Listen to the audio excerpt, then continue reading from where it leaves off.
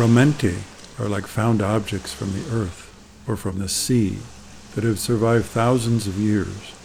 The frammenti make us aware of the fragility of life itself and the life of our civilization that will, one day, be understood only by the fragments to be found.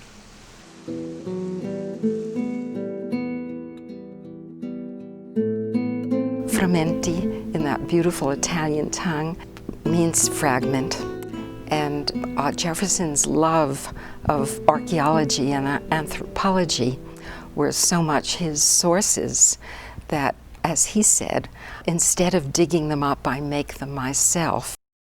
I think if he were to talk with you, he would say essentially that he was a poet and that he took, that his poetry became his sculpture, his drawing, his paintings. My work has a soul, an expression, a beauty. It comes from the poetry deep, deep, deep down within me.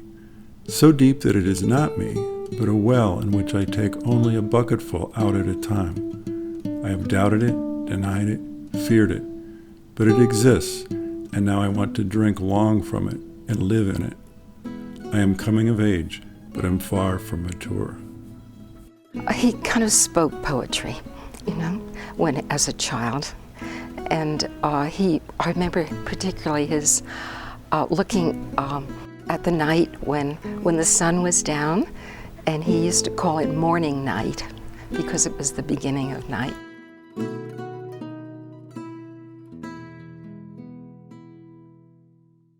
Why do I make art? I have a strong creative drive and an ability to communicate with a visual language. I grew up in an aesthetic environment, my mother, sister, and brother being artists. This helped nurture my own instincts to beautify my environment and the environment of others. He always said he was the oldest, but he was the youngest. So he was 4 years younger than his sister Marjorie, 2 years younger than Stevenson. He was not a younger brother who you needed to look after. I think he had a very strong sense of himself, even from a very young age, very directed. He was not a child who somehow needed help, even if he really did need help. He was very strong-willed, I'd say. Very, very free-thinking, very, very playful, very adventurous, very physical. He was an incorrigible child. He was just a spirit from the beginning and full of wild ideas and joy. My mother was someone who just was constantly exposing us to the arts, to the field of arts, to always, schlepping us along to visit museums, really giving us the experience in art itself. So always putting clay in front of us and paintbrushes in front of us. The whole house was filled with art, with art supplies. I used to have clay around the house, and so it was when he was 3, 4, 5, 6. And then he showed more interest, I think, in music than he did particularly in clay, per se. I found my parents to be incredibly supportive of myself and my brother Jefferson and my sister Marjorie. Just very, very nurturing environment, whatever interest we might show in anything, really. It wasn't something that they judged whether that was worthy or not, or career worthy, or just whatever interest we might have. They would very much feed it and nurture it and welcome our interest. As his mother always thought he was going to be a musician because he, again, was very intuitive with music and wonderful with it. The sense of rhythm and of movement, and actually there are so many parallels of music with visual art. I believe, as was the belief in the Renaissance, that to step backward is to step forward.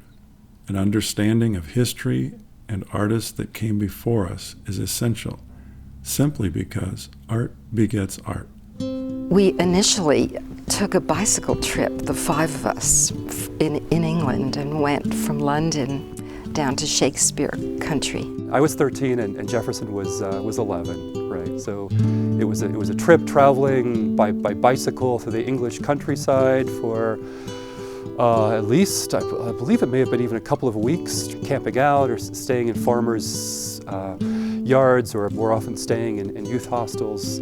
And then we went to to Italy together. Driving through Italy for Jefferson was just to stop and look and see and touch not only the sculpture but the design of the homes, the beauty of the vineyards, the land, the sea. It became extremely influential in his life. That's where he really, I think, connected to his love and his bond with that country.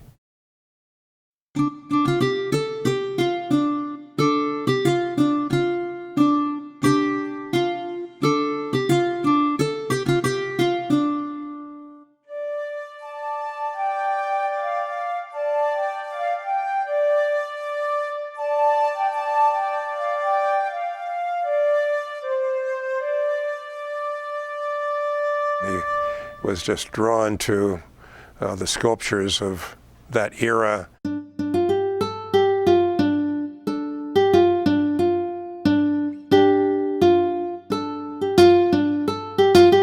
Of course, that's where he met Michelangelo, sorry. Remember the hands and the legs and the muscles on the David, and what that was like just to be in the presence of.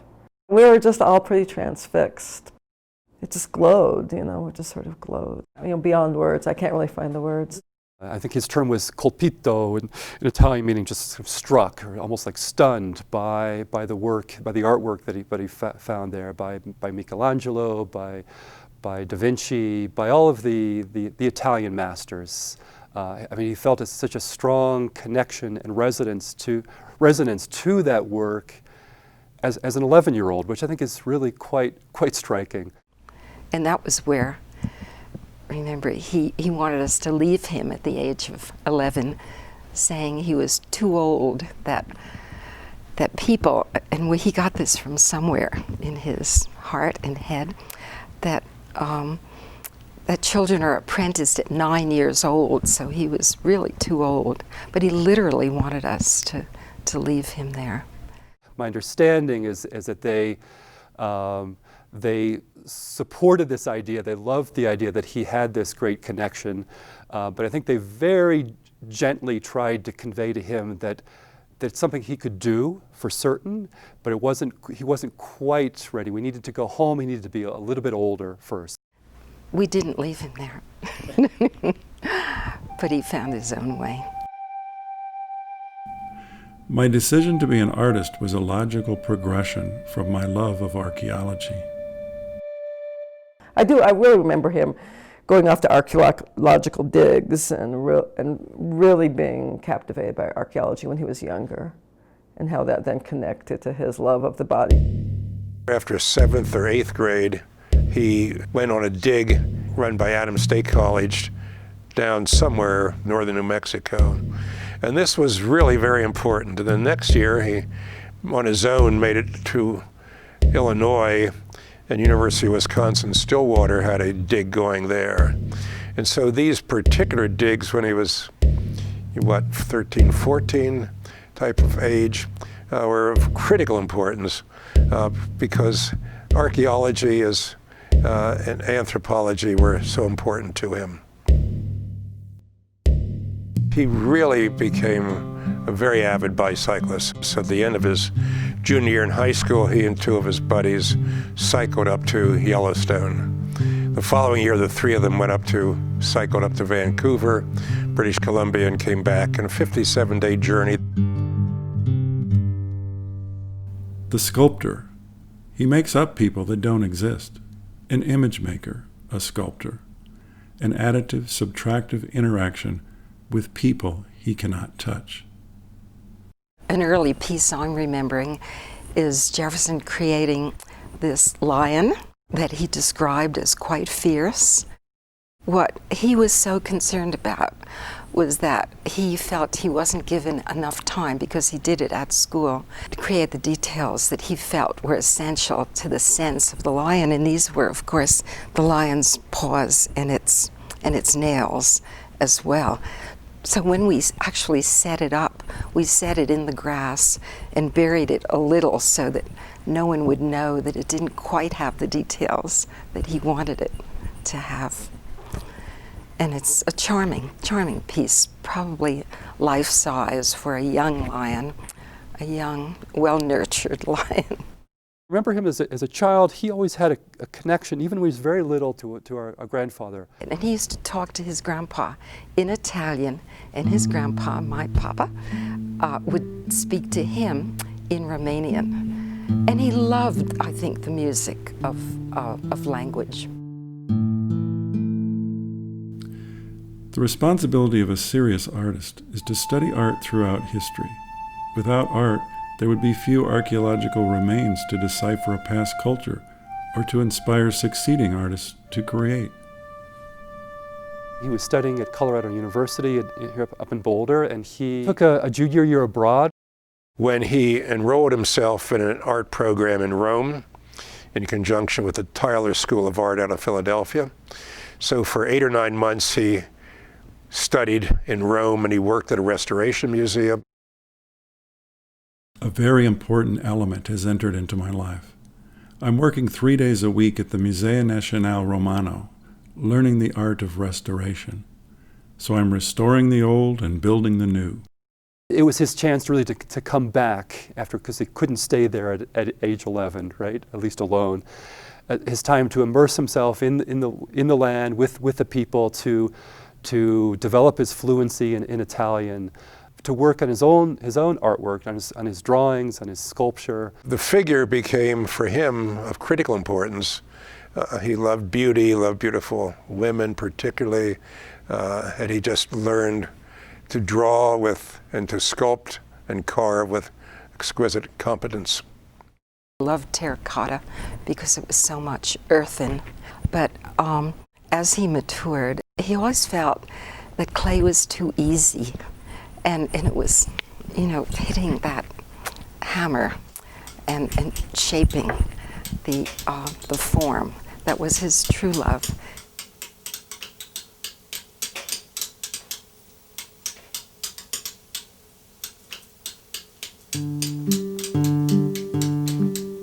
He learned that they were giving free marble at a chapel, a bombed-out chapel. At Azzano. Azzano, which is next door to where Michelangelo obtained some of his marble for Pope Julian II sculpture. So he took himself up somehow to Azzano. Jefferson sculpted Il Baccio, the first kiss that he carved at age 21. A unique moment, the moment when a woman is first kissed, and the moment when she first opens her eyes.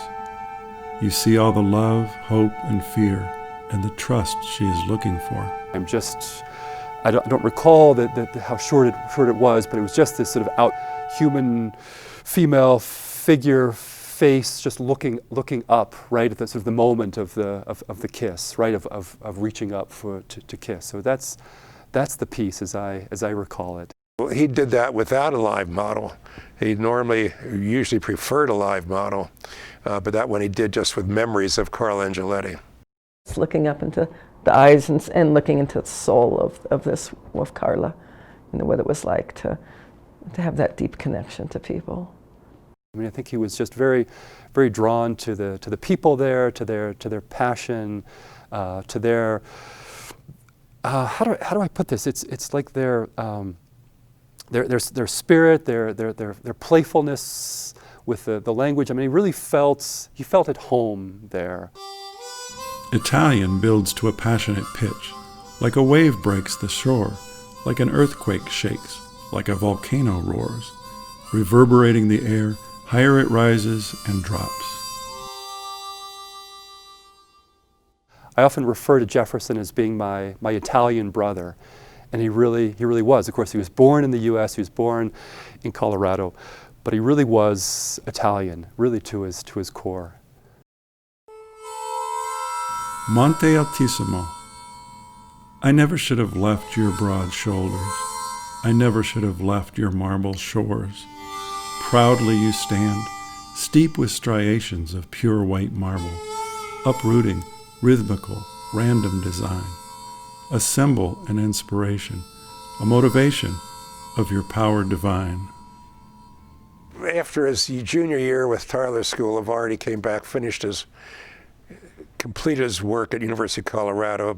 Very much in that period when he was at Colorado University and post that, the figure was not, the figure was really not what was appreciated in the art world.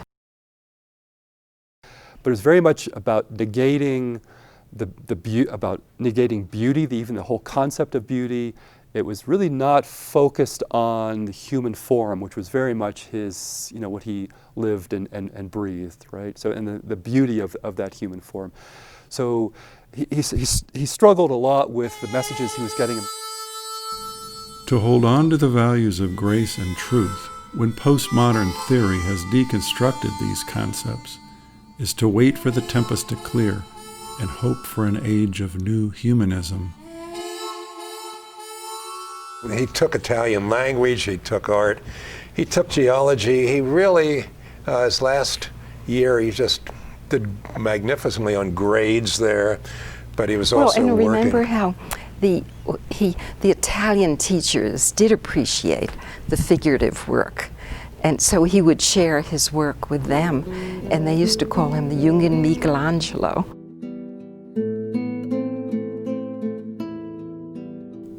I talked with my sculpture teacher, and we have our differences. I won't be able to do exactly what I want, so I'll have to take an independent study in order to work in stone. He doesn't agree with a classical education, but wants to expose us to all types of work before we make a decision on which we may turn. But I've already decided, and he can't accept that. Oh well, after much deliberation, I decided to play his game, but not let it destroy my own work. He was mad. He was mad for his bicycle. He was mad about so many things. He just truly loved the experience of writing. He loved the freedom it offered. I think he loved the rhythm of the bicycle, right? I think it connected to some of the natural rhythms. I think he loved it also the fact that it was man-powered. I am a chisel as I cycle the undulating road. I hammer at the uphills and glide through the graded curves. With my strength I carve the formation of the land, 2 wheels, 2 legs, and my heart in command. With breath I breathe the air through nature's guiding hand. But it is she, not me, who drives the hammer and is truly in command. Bicycled to New York City in August of 1981. August 28th, 1981. I crossed my 2,000 mile today. I was up all night thinking about Carrara and the life I want, and I know I need that life more than ever.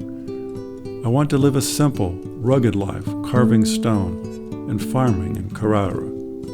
I want to live to 98, or is that cutting myself short?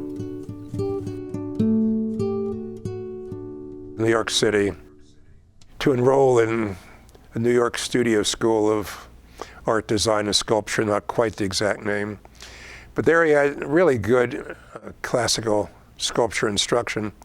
But there he walked over to the Metropolitan Museum of Art, and there he said, I also want to work in art, and here's some of my sculpture, here's some of my other work. And they hired Jefferson to work at the Metropolitan Museum, where he stayed for 5 years in 3 different sections of the museum. But there he would draw each day, almost every day at lunchtime. He had the masters all in front of him.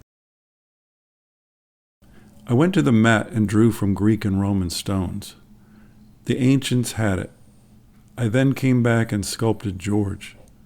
I broke through the stone and began to see the head. I worked possessed, and things began to happen.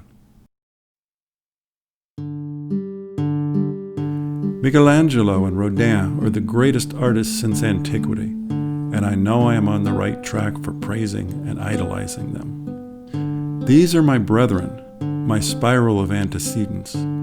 I have studied their images and beliefs and integrated my own instincts. We share a common interest in depicting the human form. We share a devotion, though we are not of the same religion. We share the same physical act of creating sculpture with the same materials and methods. I am an heir by choice, and I have been chosen. I feel it all the way down that I am on the right track, and now it's just a matter of work, time, and patience. And in the meantime, restoration should develop my hands, so I can mature slowly as a craftsman first, to artist second. I'm in no rush as long as I work daily. I have a long way to go, but I'll take my time and do it right. I must learn more from the classics. They were Michelangelo's and Rodin's starting point. From there I can branch out, but I need more time.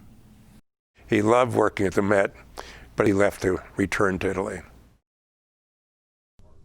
In 1986 it was, he followed the Tour de France on his bicycle. And then he traveled into Switzerland, France, and he cycled every province of Italy, usually photographing the art in those regions. And then he boated over to Greece and then to North Africa, then back, but it's, I forget how many kilometers, it was a massive trip. And he arrived back in Rome on Christmas Eve, and no money, cold, but he somehow gave what little money he had, as I remember, to a poor person, still poorer than he. It's 11:03 p.m. on Christmas Eve. I'm typing to you from my marble ufficio. I've lighted a candle for each of you so I can spend some time with my family. Candle lighting and thinking of you is a ritual I've gotten into since the parental visits to Italy. It's the last thing I do when I go to bed, and then I blow out the light and dormo tranquillamente.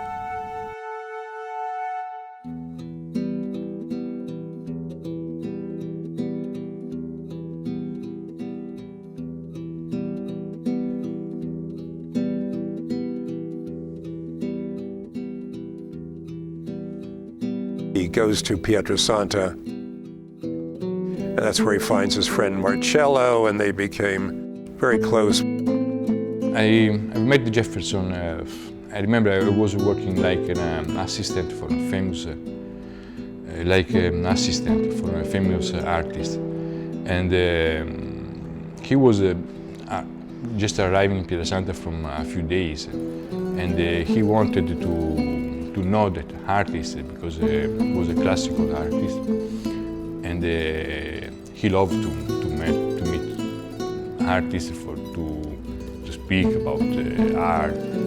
So we started to speak. He was so interesting about my job. I was an art assistant, but I was doing a mold maker and working with wax and other artisan things. So it's a sculptor's community. They do marble, they do clay, they do much, and it became Jefferson's second home, or first home perhaps. Pietrasanta is the center. It's the center. Pietrasanta also is old, and for a long time the Italian work marble in Pietrasanta because the marble is here, up in the mountain.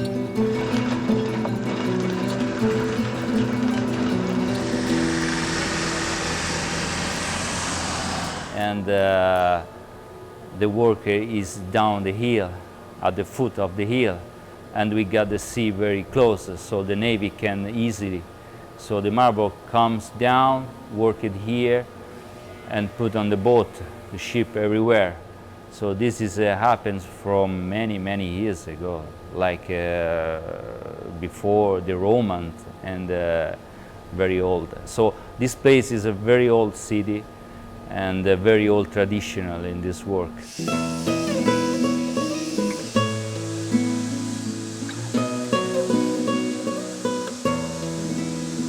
I think Jefferson felt this incredible connection to the past, to the ancient, to archaeology, to anthropology, to art history, to the masters, and there it was in Italy, right? There were They were the people who were still practicing classical sculpture the way they had done for hundreds and hundreds of years. It was still very much an alive, vibrant form of art. He started to come, not every day, but almost every day, to visit me, not for to meet the master, but for to meet me and to learn about the artisan job.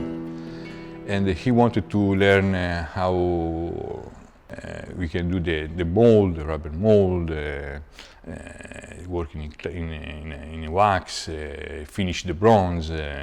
He was so interested about everything around the art.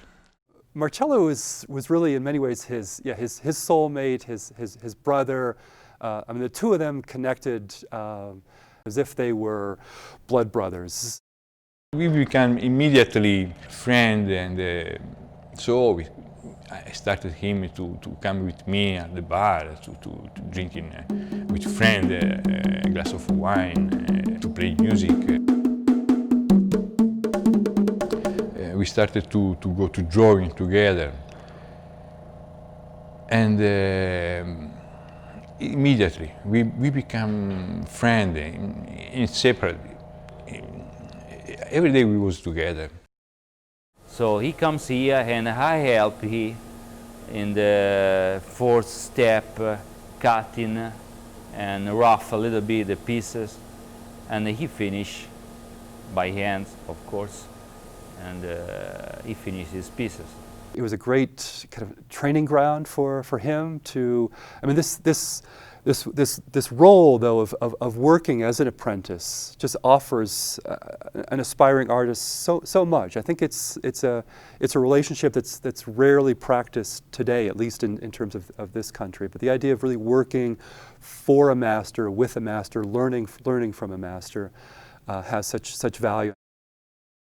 The white marble is the best because it's not hard to carve it, is not soft, so is the better choice. And stone too hard is difficult to carve in, and also it breaks easily. And soft stone is too soft, remain not so long outside. The marble is a good quality, also because it's white. And it's good for figure, for any other sculptor. It's the best choice, I think. All time we used it to speak about art. He had an apartment in Pietrasanta, and where he was also working in clay. Late afternoon, after job, I was going in his apartment to speak about the clay, to do mold for him. Marcello saw Vase 7 and was very excited about it. He thinks I should list all the possibilities of vase themes and then execute them. He also suggested placing in wet area for the winter and let a natural patina happen with green and muffa. His ideas are encouraging. He's great.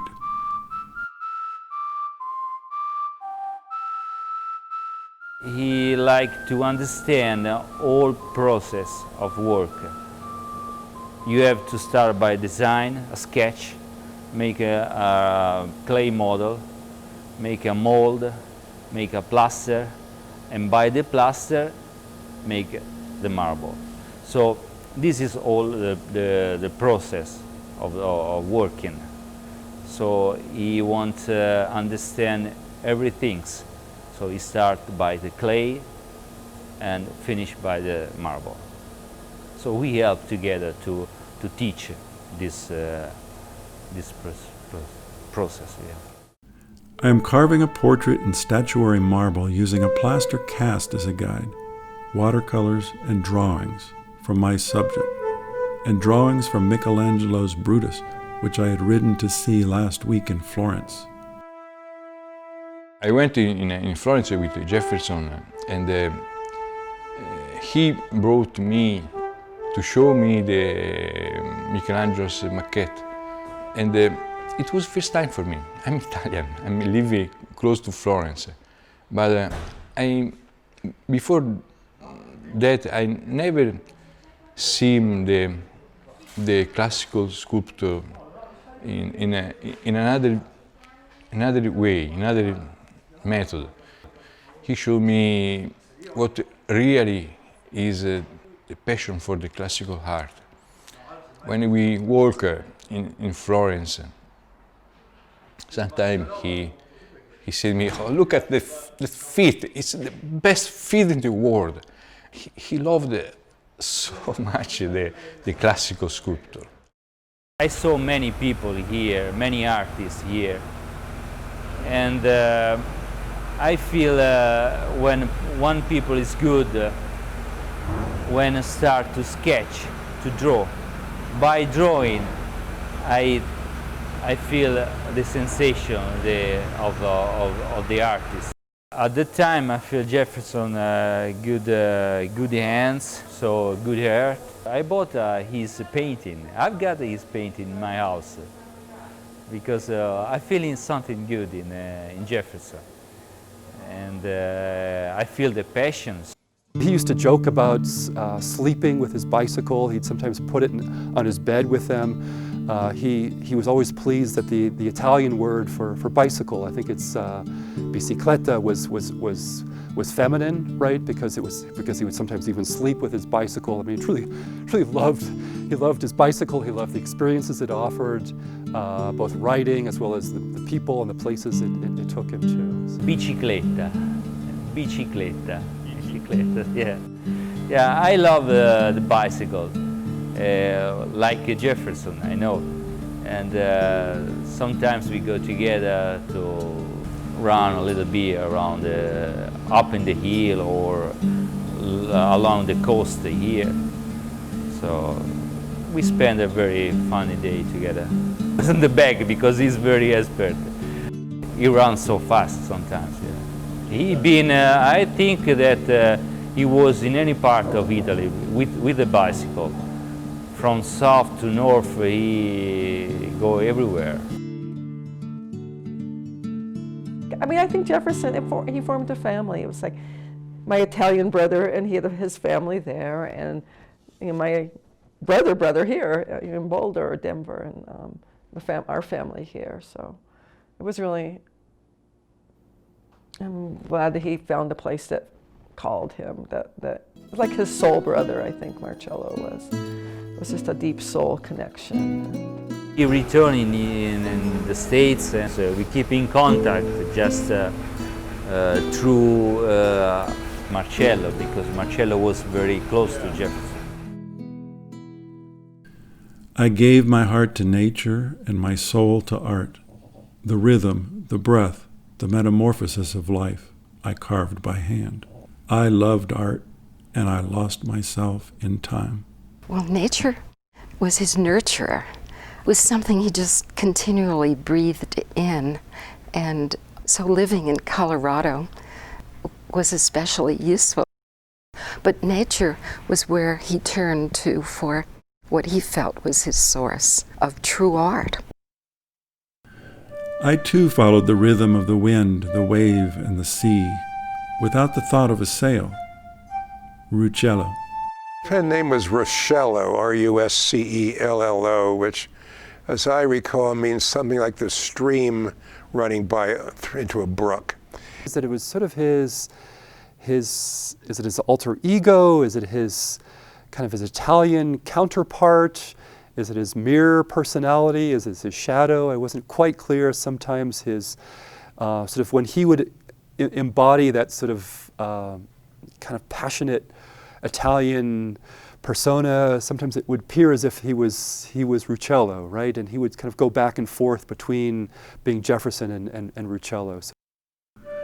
Ruscello is the poet and the true Buddha inside of me, the creative, intuitive, flowing brook of consciousness, the heartfelt, emotional, perhaps at times melancholy for the sake of creative space to write. However, once a poem is complete, he is very happy and satisfied with himself. Ruccello can enter into my art as well. He is the inner artist, which my goal is to release and bring more to the surface. The great marble piece, La Striata, I believe is the name of it, Reclining Woman, done in New York while he worked at the Metropolitan Museum of Art.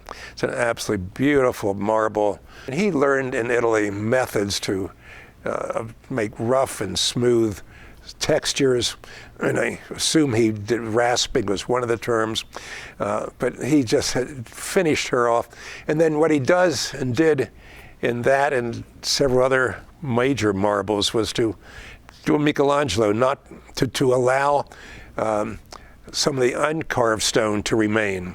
So in the base of La Striata, you'll see uncarved marble, which enhances the contrast between the smooth and the uncarved. You know, my father just is a really dedicated, strong worker, and I think Jefferson had that really strong drive within himself that connected with my father also to work and to work. Jefferson would be, in my mind, seen as largely classical, but also contemporary. For example, the head when he did my head, that is hardly classical. He did that big head, yeah. I do remember coming here and seeing him work on it. Maybe it was influenced by David, the large sculptures that Michelangelo did, to do a portrait of such size. Jefferson worked really hard. It was his life, it wasn't just his work, I think, is the important thing to remember. His portrait of Stephen really captures him. It was certainly something I've never experienced before. I think it actually gave me a chance to be with Jefferson over a period of a couple of days. It did require me to sit very still, perhaps a little uncomfortable with, basically to sort of try to keep a pose for a long period of time. But it did give me a sense perhaps of how he worked and how intensely he would work. The artist must be in an isolated mental state, free of distractions, so that there is concentrated, focused seeing. It is a state of mind my parents germinated within me, to go beyond the physical, to search for the heart and soul of humanity.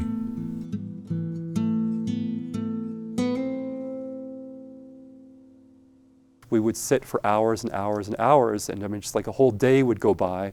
Suddenly realized, my gosh, it's like 7, 8 o'clock at night. Maybe we should think about getting some lunch or something like that. It was that kind of experience where, it was about the work. It was just sort of losing track of time, any kind of perspective of other responsibilities, perhaps, of just really focusing in on that. The nude is paying homage to an archetypal form. It deserves reverence, respect, love, appreciation, compassion, knowledge, and wisdom. I need to educate the public. It is a mirror of our history, our potential, our contribution, our spirit. Realism can also depict our shortcomings, our downfalls, our humanness. Jefferson named all of his works in Italian. Yeah, so By the Sea, La Sula, it's the La Spiaggia, that's not exactly it, but it's absolutely a beautiful piece. That was his girlfriend in Italy, Florisa. She made the first bronze for him. She was in love with him as he was with her at the time. For his birthday, she paid for the bronze. I found myself in love again. I saw Adam in resin yesterday and was impressed with my work. I produced a good piece of work with good form and a furia of classical restraint. He's stepping forward, though, with reluctance into a world that is samsara. His hand holds an invisible apple. His face is blank, virginal, stare. He's not yet weathered by the pain of living. Youthful, strong, athletic, beautiful, even a side of feminine. I am thankful to God and the creative brethren, to which I am a part. I know why I live and suffer the pains I do, in order to reap the rewards of my creative talent and productivity. It's love.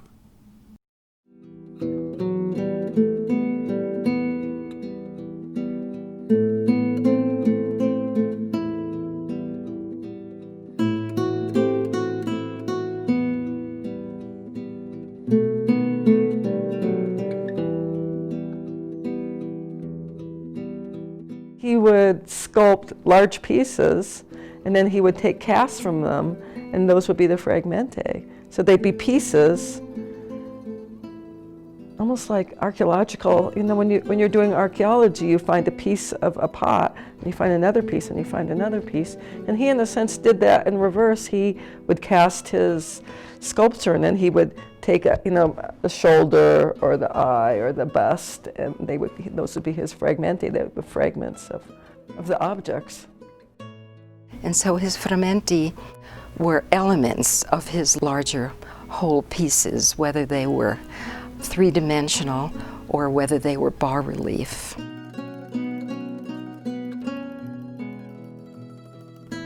I have a mission. I create beauty. Beauty runs through me. I am the banks of Rucella in which the water flows, the creativity.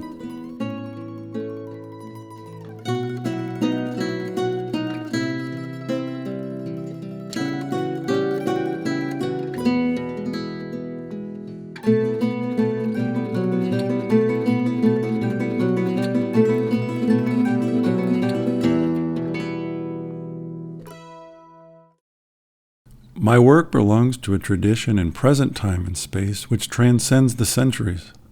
I share with Michelangelo the belief that the body is divine, and therefore art which celebrates the intellect and spirituality of the body is divinely inspired.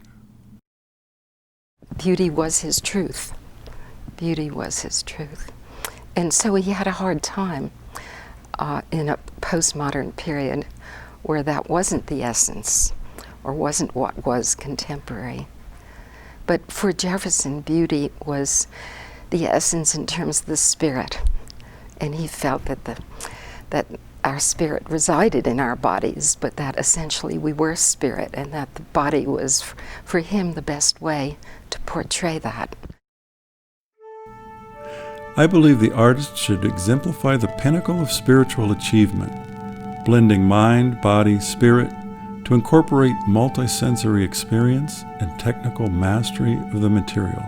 To bring that vision here of Italy and to try to bring classical sculpture to the U.S. in a way. His vision of connecting the part of him that was Italian and the part of him that was American. Always we say together, we have to do beautiful sculpture. We have to learn, we have to draw, we have to study anatomy, we have to see classical art. And we have to try to do classical. When an artist starts to do something, he wants, I don't know, probably it's true, probably not. He wants to try by the human figure, because the human figure is difficult. It's not easy. So you want to understand if he's good or not making the human figure. After, he can do everything. But if he can realize it in the human figure, then I can do everything I want. I bought the features of David and studied the mouth for my sculpture. I'm looking forward to teaching with them. I'll have a school like nobody.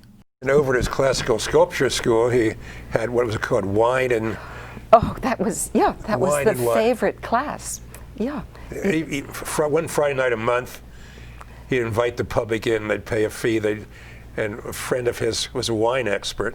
And they would serve wine from a particular region of Italy, and Jefferson would have his photographs of the art from that region.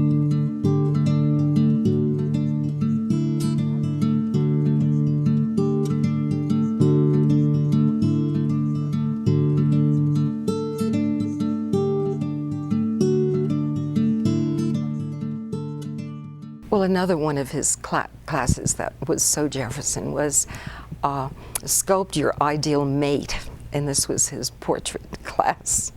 And he gave a class in hands on hands, where you would just sculpt the hand, and hands on feet, where you would sculpt the feet, and worked with his beginning class, having students do actually what is a plaster cast of the actual size of Michelangelo's David.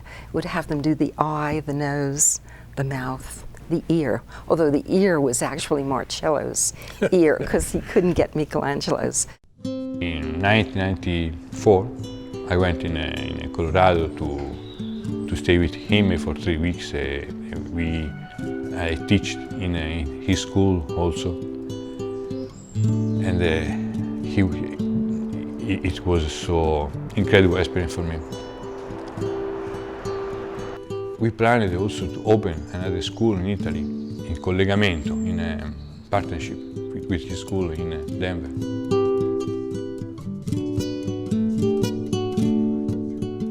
It is not my interest to push the limits of the materials in art, but to limit my materials and push the human spirit, and thereby transcend the means.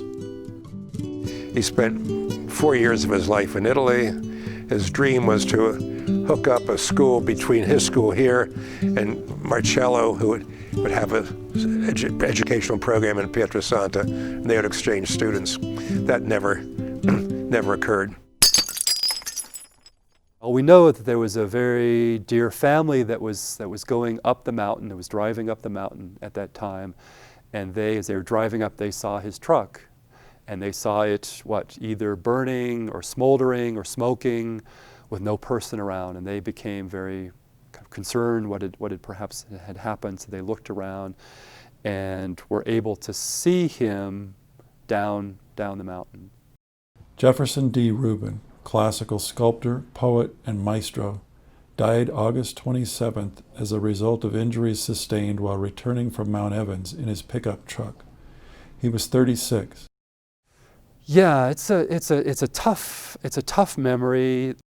I know he was having some trouble sleeping that night, and he also wanted to get up. He wanted to get up early to go up and see the sunrise on Mount Evans. He had an old blue Toyota pickup, which it was a little truck that he loved because it allowed him to transport his artwork. You know, he really felt more like a worker. A worker artist more than sort of some kind of an elite artist, and so he loved that truck. It gave him this great kind of mobility. It allowed him also to put his bicycle into that truck. But he drove this truck up to the top of Mount Evans because he wanted to be up there when the sun came up. We know that he got out of his truck. He pulled off to the side of the road. He got out of the truck because he must have realized that something was happening to the front, to the motor. We don't know whether it was smoke or fire, but something alerted him that there was a problem. There was apparently some kind of a gas leak, okay, that had occurred. So when the overheated engine did with the gas leak, the two of them combined in very tragic ways, and so there was a big explosion, catching him on fire. He then tumbled way down the mountain, right? Just rolled down. So this family, at great risk to themselves, some of them they traveled, they hiked down to get to him, to try to rescue him, just to kind of soothe him. I think he was probably in shock at that time, which I'm hoping certainly that kind of softened or mitigated some of the immense pain he must have been in from burns, which I believe were somewhere about 80% of his body. So he died on that day, so the 27th of August of 95. It was like if someone cut my hands. This is difficult for me to explain in English, but lui aveva una grande passione, una grande fiducia e una grande energia e dava a chi stava intorno a lui la forza e il coraggio anche per andare avanti. E da lui ricevevo delle grosse motivazioni per fare la mia strada e per imparare e per andare avanti. E ho sempre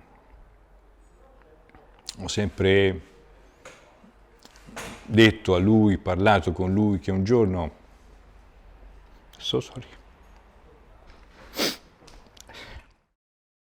He was our son, of course, but this guy was recognized by anybody who touched him as having special qualities. You know, he had many students who just loved to study under him. There are people who knew you before you tried to become what you thought you were not.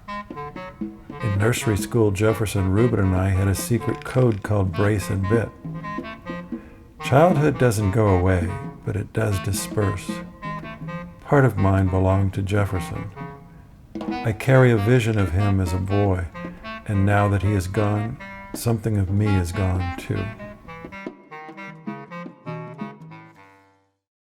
I think my favorite thing that always stays in my mind is about time. I've been accused of living in the clouds, a dreamer. Days melt into days. Sometimes I even confuse the seasons. It has happened for several years now. There's a time in spring and a time in fall. I cannot tell the difference. My life has become a continuum. I let go of days, months, and years. I stare at blossoms on trees and see autumn leaves.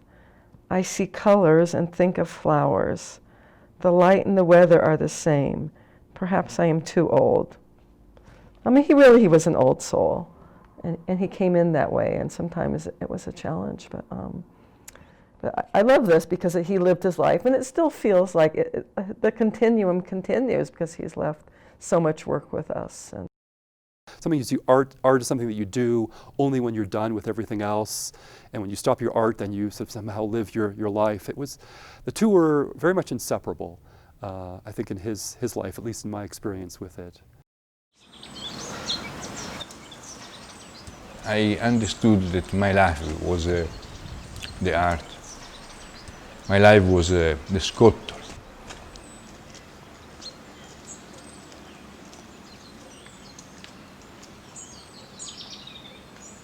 He felt that we needed a new renaissance in our world in the 20th century, and felt that there was a real hunger for that in the world. And I think his sense of beauty and the gifts he left, both in words and through his hands, speak to all of us. Time does not matter. Time is eternal in these moments. Working with clear mind, confidence, and pure beauty. These moments are rare. Mortal, though I work with immortal. I work best at twilight. Forse le muse cantano più chiaramente con quella luce.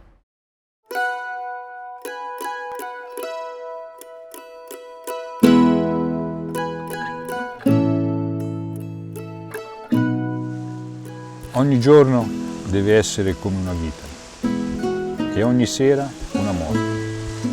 Ogni mattina una nuova vita e ogni sera una morte. È quello che si fa in mezzo che determina come ci si sveglia.